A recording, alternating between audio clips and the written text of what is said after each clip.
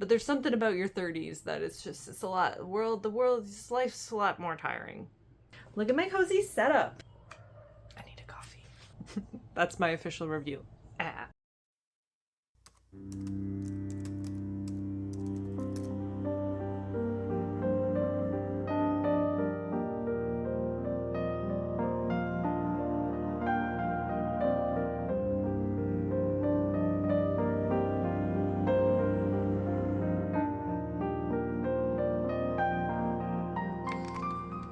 Hello, greetings. Welcome to a read-a-thon. This is a very exciting read-a-thon for me because it is going to be a Summerween inspired read-a-thon. It's going to be just me laying around for the next 24 hours and reading nothing but spooky books. I haven't done a read-a-thon in a really long time, so I truly have no idea how many books I'm going to be able to get through. I'm hoping to get through at least 3. 3 in 24 hours seems reasonable. I don't know. We shall see. I have a massive stack of books that I would like to prioritize for this particular read-a-thon. I'm not going to go through them because I truly have no idea how many books I'm going to read. And to be honest, I tend to buy books off of vibes, and so I can't really speak eloquently as to what they're about until I read them. And even then, it's questionable as to whether or not I can actually speak eloquently. But what I will say is that I am going to start with Dead first. I feel like that is appropriate for the first book in this read-a-thon. I have a cat that's like coming to join me. He senses that the coziness is about to begin, and that's very exciting for him. What's the read-a-thon gonna be like? Let me tell you. It is Saturday and it's nearing 11 a.m. 11 a.m. is when I'm going to officially start. That's a lie. I don't think it's nearing 11. I think it's nearing noon. Noon is when I'm going to officially start. Wow, this is great. The chaos has already begun. I'm going to officially start at noon, and I'm going to read as long as possible today, all day, all night, until I fall asleep. And then I'm going to wake up tomorrow and I'm going to continue to read until noon, and I will see how many books I get through. I think there's only going to be 2 breaks in reading, potentially, and even then I might supplement with an audiobook while I'm doing those activities. The first one is going to be obviously cooking dinner because I need to eat, and then the second one is I might want to wake up and work out tomorrow, but we shall see, depending on the weather.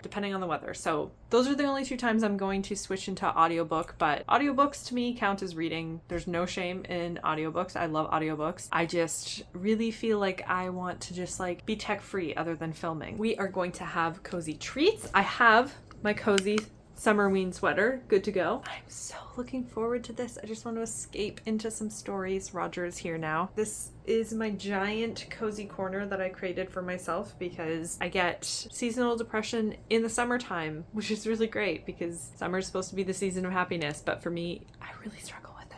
So I made myself a cozy little corner to hang out in when I'm feeling the blues. This is all over the place. Okay, let's focus. Let's lock in and talk about the first book that I want to read. Dead first, it was just a spontaneous buy that I saw on the shelf and was like, this sounds really good.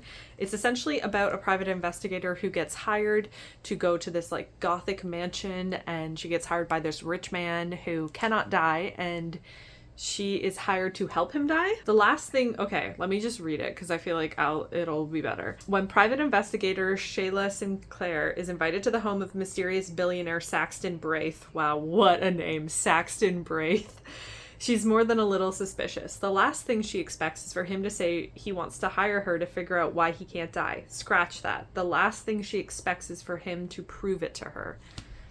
Cool. Enough said. I hope the atmosphere is good. I hope it is a little bit of a propulsive read. I feel like it's a good book to start with. And we'll touch base when I'm a little bit further into this book, and I'll let you know what I think about it. I think that's it. I think that's all. Let's just like have a Summerween 24-hour read-a-thon. I think that sounds perfect. I think that actually sounds like my heaven. So enough yapping. I hope you were cozy. If not, get cozy because it's gonna be a good time. Let's do this. Let's do this, huh? You come and join? You're a good boy. He is so ready to snuggle.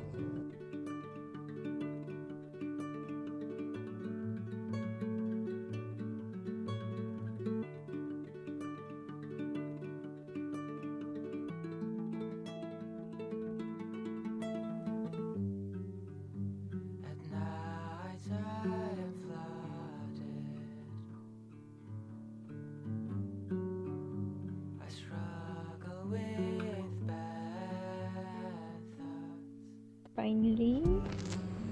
You finally coming to hang out?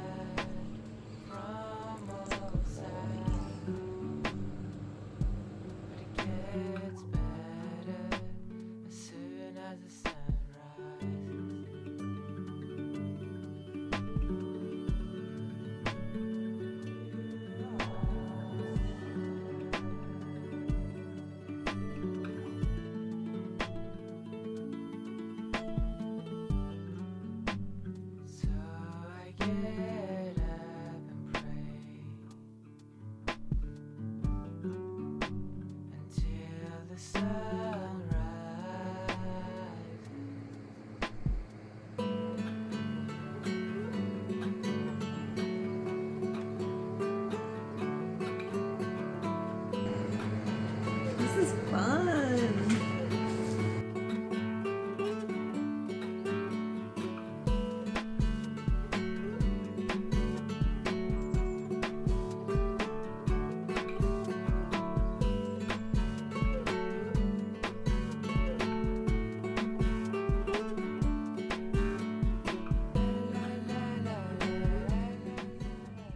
Hello? Trying not to disturb the cats. Let's move over here, shall we? This looks good. Straighten you out a little bit. Whew. I feel like I haven't locked in and concentrated like this in a really long time with reading, and it feels so good. It feels wonderful. It's 2 p.m. now. I started at 11:30. What was I going to say? Brain fried. Rarely taken a break other than to like adjust the camera or like do some filming or something. And I'm now halfway through dead first, and I'm really, really enjoying it. I will say it is nothing like what I expected it to be at all. And I love that. I love when stories like surprise you and take you in different directions. I thought this would be set in like a haunted mansion and she would be dealing with this rich person. No, she's a private investigator, and truly this reads more like a thriller with horror elements than a tried and true horror, which I'm loving. That's fine. I'm not going to get too deep into plot because I don't want to spoil anything. The things that I'm really liking about this story are the characters, first and foremost, especially the main character. It's just really fun to be in Shyla's brain. She also just has this like darkness in her past that we're slowly learning about. I'm really a big fan of the writing too. I find that the plot is unraveling at a pace that is just really, really enticing, which makes it good that this is the first book in my read-a-thon because it is making me want to read more, which is exactly the feeling I want to have. I literally stopped on page 184 and they are about to enter a new location that sounds truly spooky.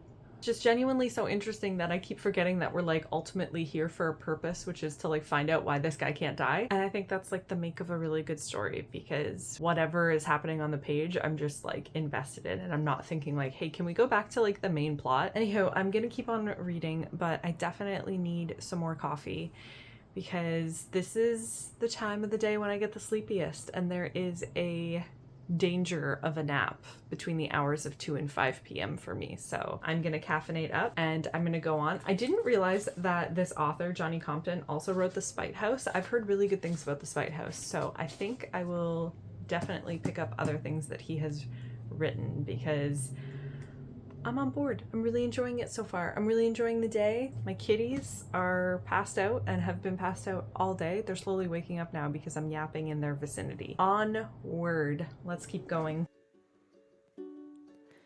You skipped your emotions. You figured it out. It is not strong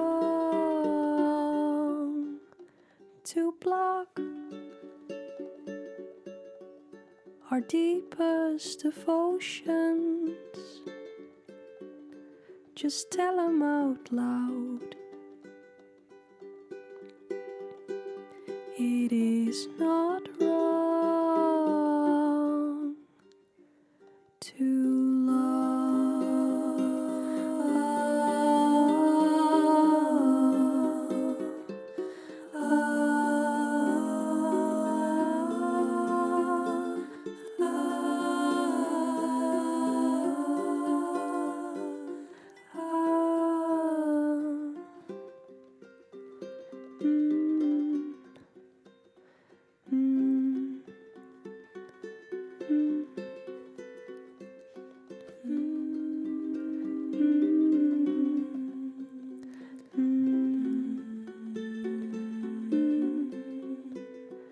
The love will stay, the light will stay, the darkness it will fade away. The love will stay, the light will stay.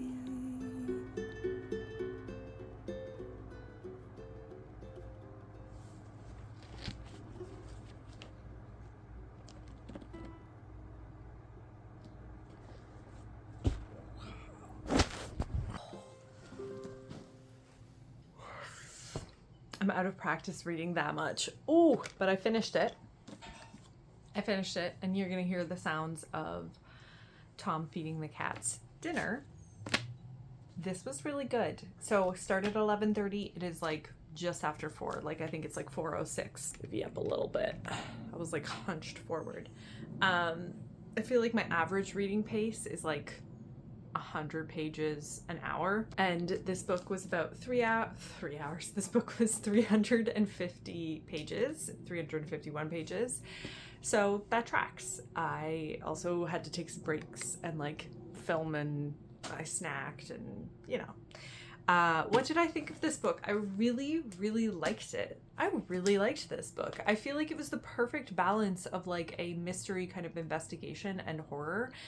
And it certainly got more towards the horror end of the spectrum towards the end of the book, but it also just had really good themes. I love when the themes in horror stories are not super in your face, obvious, you know, cut and dry. I think of books, I think of movies like, and this is no shade. This is no shade to the movies I'm about to mention, but I always think of It Follows and how many people loved It Follows, and how the entire time I was watching it, I was like, this is just like a metaphor for an STD, right? Like we're all just watching a metaphor for an STD. And then there was another one. What was I thinking of? Oh, Talk to Me, where I was like, this is like a very stark metaphor for like drug use. That doesn't make those movies bad, but I find I prefer my themes to be more subtly addressed, and that's not to say that like those movies didn't freak me out. Talk to Me was a very uncomfortable movie to watch. I loved it so much. This one, however, there were just so many themes of like forgiveness and anger and evil and what we carry with us and how we deal with these intense emotions that we have, that I just really loved. I really enjoyed that, and I really loved, there was like a super sweet kind of romance between, it was not like a very big part of the story, but there was like a romance between our main character Shyla and her ex-girlfriend Jin, and I just enjoyed the ride. The end was pretty rad, I'm not gonna lie. The way that this book ended, I really enjoyed. I really enjoyed it. I feel like I can't say anything more than that because first of all, my brain is fried, but also I don't want to get like too deep into the plot. So let's talk about what I'm going to read next. First, I'm going to make some pizza dough for dinner because we're going to have homemade pizzas. And then we're going to go for a little walk so I can get some fresh air and kind of restart my brain a little bit because, oh my God, I'm feeling it, which makes me think I shouldn't read. Maybe I should finish yawning, but it makes me think I shouldn't read the book I was going to read next. I just realized that I'm filming on my phone, so I have no way of looking these books up. Okay, let's go through my options first. So, first and foremost, the book that I was going to pick up is Itch by Gemma Amor. And I was going to pick that book up because I actually feel like that book has the potential of like skeeving me out because it is like bug based. And I feel like reading that book at nighttime in my bed, that will be a very uncomfortable experience. So that is the book that I'm thinking I'm going to pick up next. However, I don't know if it's more literary or not. I'm going to have to look that up because if it's more literary, that might be hard on the brain. I just immediately was like, I have a little bit more faith in myself. So there's Itch is one. The Summer Fun Massacre is another book that I'm going to take these books out actually. Okay, stand by. With stacking your books like a weirdo. And I do this without immediately knocking down all of my books. I did it. This sounds really fun, and again, I think it would make me uncomfortable. The Summer Fun Massacre by Craig DeLuey. I've never read a slasher book before, so I really feel like I need to correct that. That feels kind of, yeah, no, that's weird. I must have never read a slasher book. So this is a potential on the list. This is the one that I'm gonna read when I'm like brain empty, no thoughts. I just need like a quick, like propulsive, fun story that I don't have to think too hard about. Then I have, oh, I have so many that I want to read. I have Honeysuckle, which I just feel like I'm going to love. I definitely don't think I'm going to read that one now. I think this is the tomorrow book. This might be the last book that I pick up because I'm okay with not finishing this one in the vlog. You Should Have Been Nicer to My Mom sounds so ridiculous. I kind of get Knives Out vibes a little bit. It's like an inheritance story set in like a mansion, and this family, they inherit demons. I don't even know. Well, demons clash with inherited claims as secrets unfold and violence is unleashed over 12 harrowing hours trapped in a house with the worst imaginable family. So that again feels like kind of like a fun, head empty, propulsive, what the heck is going on. What else? I have Death Valley on my list, which I think would be really fun. But again, I think that this one might be a bit more literary, so we will see. The last one that I think is on my official list is, oh, actually that's not true. I also have Junie on my list, and this is set in Alabama in the 1860s, which this book also sounds incredibly immersive. Really want to read this one, but I might want to like savor this one throughout the work week. But the last one that I have on my list, which would be like a short, I just kind of want like the high of finishing a book, is The Salt Grows Heavy by Cassandra Khaw. I've read Nothing But Blackened Teeth, and I really liked that book, so I have a good feeling about this one. Nice and short. I love their writing. Their writing is genuinely so good. And I've heard that this one's like beautifully written and maybe a little heartfelt. So what to do? Truly, this was gonna be the next 3 reads. This was what I was thinking I was going to do. I was thinking I was gonna do Itch, this, and this. So I'm just gonna start Itch. You know what? Let's just like read the first sentence together. Oh, the dedication is for those who are infested like me. Love that. I think I'm gonna read Itch. I think I'm gonna read it. You know, I think I just got to. I'm gonna go for a walk and make some pizza dough, and maybe try to grow my brain back, because my brain gone. Brain shrunk. Sounds good. I just took basically an hour-and-a-half break. I did not mean to. I went for a little walk. I put the pizza in. Whoops. I got my water now. And I got my book. And I'm gonna dive in. So, let's get into it.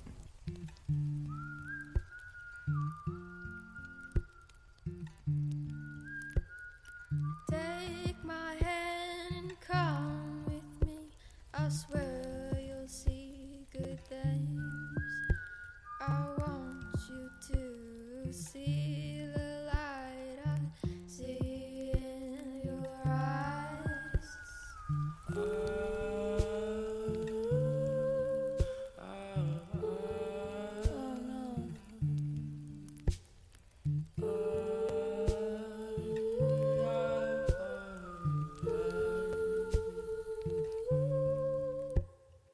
Even though I lie alone, I'm crowded by the ghost of you.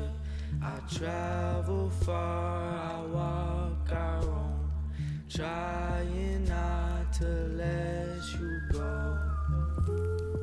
So far in this reading journey, we are 2 for 2 with books that have referenced other books made of human skin. This is the second book in a row where that little fun factoid has been mentioned. 2 for 2.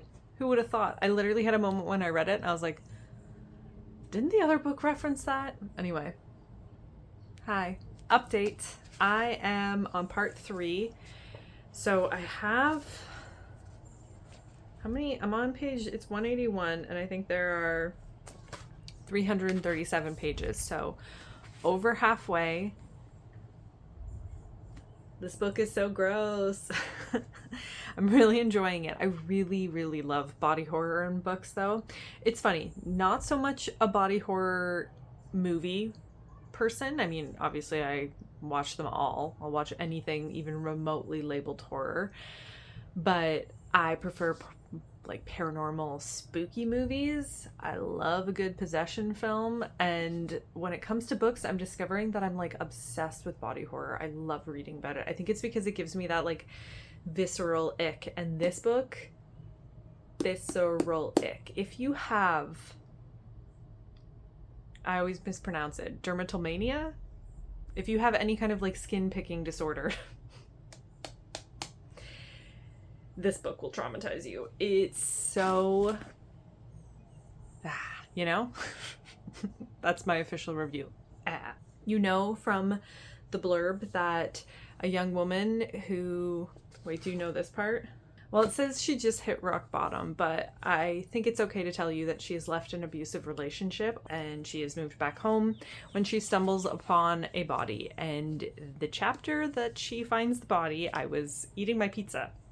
Don't recommend doing that. It was described in detail.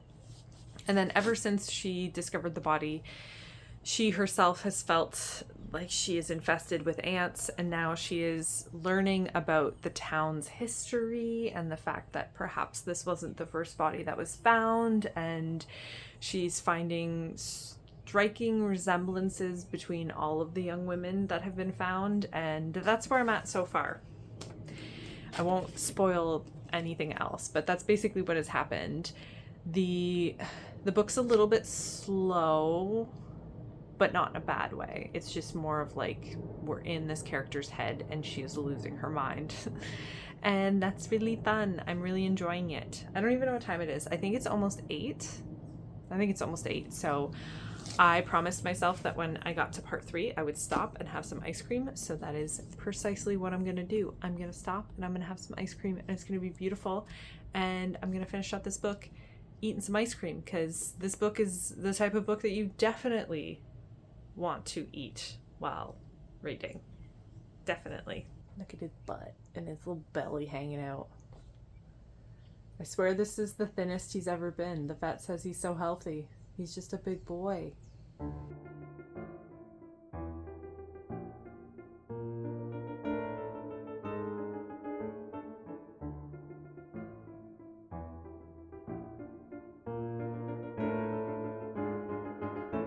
I put hair serum in, so if my hair looks weirdly wet and greasy, that's why. I finished it. I really liked this one. I know I read it so quickly, but I still feel like it could have been a little bit shorter. I feel like there were some elements to this story that maybe just went over my head as to why they were there, but I don't really understand why they were explored. But I still really liked it. I really loved, I'm gonna move you a little closer. You feel so far away. I really loved the setting.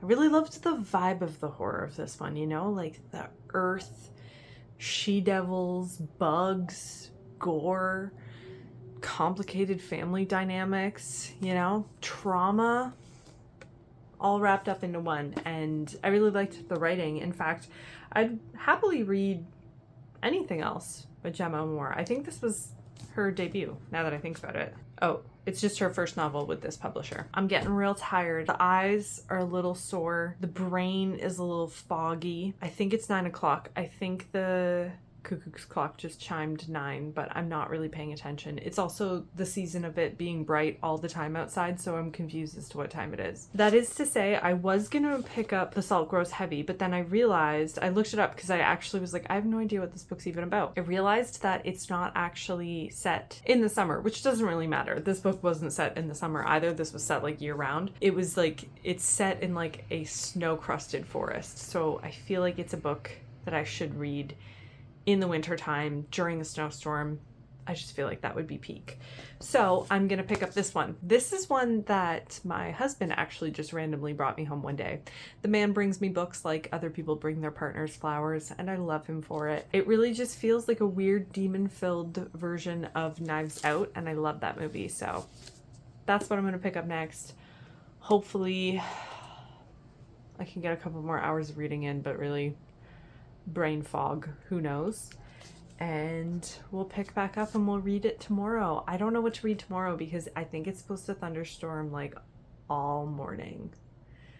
So I might have to pick up like a tea kingfisher or something. Like I might need to pick up something with like the atmosphere and the vibes, you know? Any hoodle. I'm leaving now. I mean, I'm not leaving. You're literally gonna see me read. I just mean I'm gonna stop talking now because I don't think my brain's making much more sense, but look at my cozy setup. The vibes in this room, they're so perfect.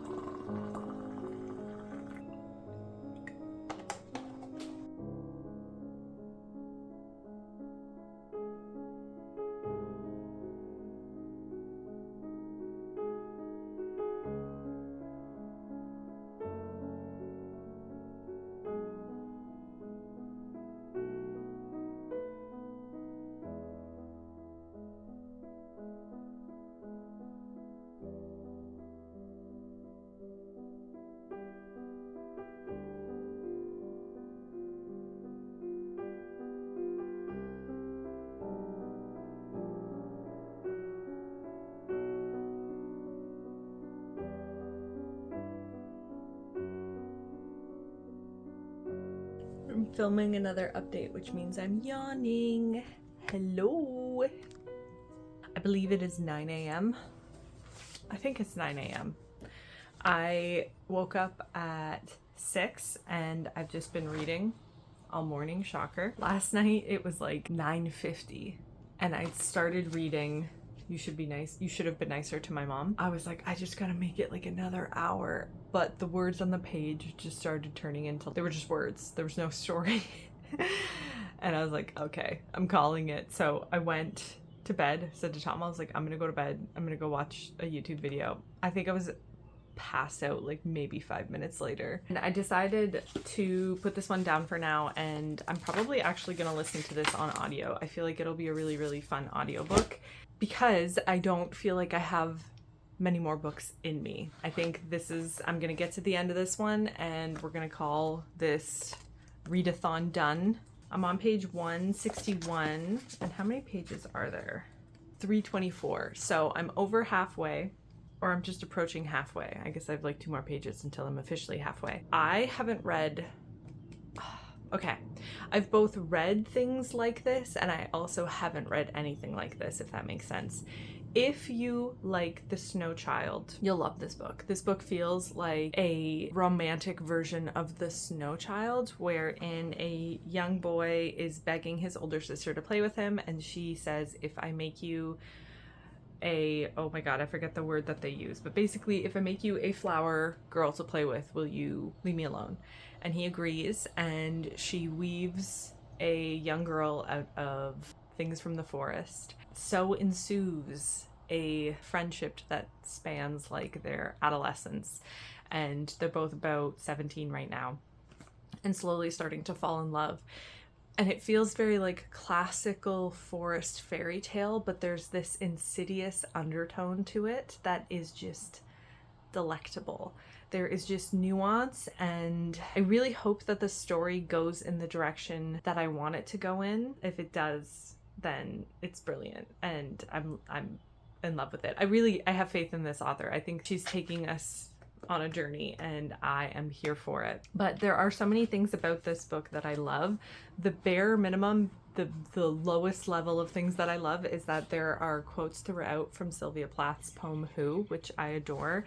And it just fits the vibe of this book so much. It's incredibly lyrical, and I'm really just like lost in it whenever I sit down to read, which is such a good feeling for the end of a read-a-thon because I'm exhausted. I'm gonna finish this one up and then I'll check back in. I'm gonna make a coffee first and foremost though, because This is also just a very good summer read because it is so embedded in nature.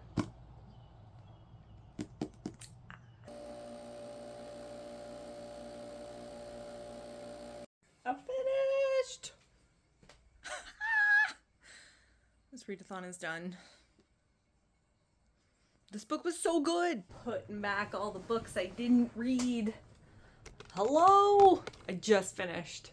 I'm calling it done. I think it's like maybe 10:30, so it's like an hour short of officially the 24 hours. And yes, I didn't read for the entire 24-hour period. I think that this morning in particular, I feel like I probably like between cooking breakfast and stuff, probably took like an hour off, and then last night there was like that hour and a half break. But you know what? And plus sleeping. But I think all in all, it was like 13 or 14 hours of active reading time, and I finished 3 books. I'm very proud of myself. I'm very proud of myself. It's such a great weekend. I love horror. I love horror! Let me very quickly run through a wrap up, but let's start with this one because this one is for all of the girlies who have watched Obsession, but also love like a woodsy fairy tale-esque. This is like the Snow Child meets Obsession. It's not as brutal and visceral and gory as Obsession. However, it's haunting and it's very, very insidious. It's like I said, there was this insidious undertone, and yes, the author went in the direction that I was kind of hoping she would, and the story ended in a way that I felt was wholly satisfying. I think in order to make this like a perfect 5-star read for me, it would have been a lot more brutal and gory, but that's just my own taste.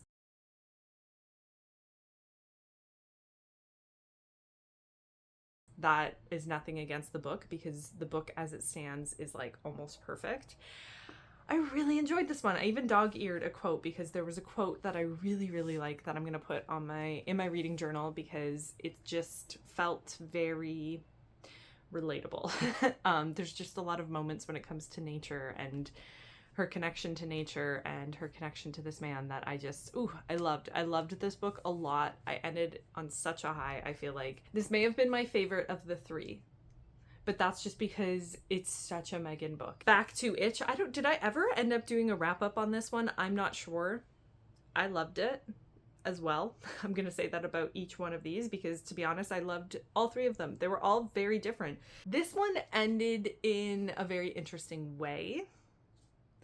I think my ultimate feeling of this one was that it could have been a little bit shorter. And to be honest, I kind of felt that about Honeysuckle ever so slightly. I felt like towards the end, we kind of lost the plot ever so slightly, but that's okay because the last scene is just going to be in my brain for a while. I really liked it. This one did succeed in making me incredibly uncomfortable with all of the bugs under the skin. Did not love that. I liked the folkloric horror, and partway through I thought someone was the bad guy when turned out they weren't the bad guy, and then the ultimate bad guy was kind of like, oh yeah, okay, I guess that's who the bad guy is. But ultimately I really did like this one. I liked the voice of the main character that we were following. And then Dead First. This was just a fun, unexpected kind of pseudo detective story that turned into like so much more. And one of my favorite parts of this book was that part of it took place in this like underground abandoned hospital, and it had some really genuinely creepy moments that I love. One of the things about me is that I have watched so much horror in my life, just completely obsessed with it, to the point where I am so desensitized to a lot of spooky images and a lot of horror, probably to my detriment, that when there is a genuinely good scare and a genuinely good moment, it kind of sits in my brain a little bit and it's like all I can think about. And there is a moment in the underground that is just so creepy, and it felt very Jordan Peele-esque, that moment. Like it was just a very creepy kind of moment. So all in all, I think this one, number 1, because again, it just, I loved the theme of this one. The idea of like just what women are to men. Oh, I loved it. Obsession. My Obsession girlies, get into it. And then these 2, I think, are definitely tied. they're tied for second place because I can't pick. They're both really, really good in their own way. I don't really publicly give star ratings because I feel like they are so subjective, you know? Like, they change any given moment, any given day, any given feeling. So I don't like to assign a star rating to a book because it might change over the course of me thinking about it. It also is completely dependent on the mood that I'm in when I read that book and so many things. So labeling something a 3-star just doesn't feel right. That's it. That's all. That was 24 hours of reading. I can't believe I did that. I can't believe I did that in my 30s.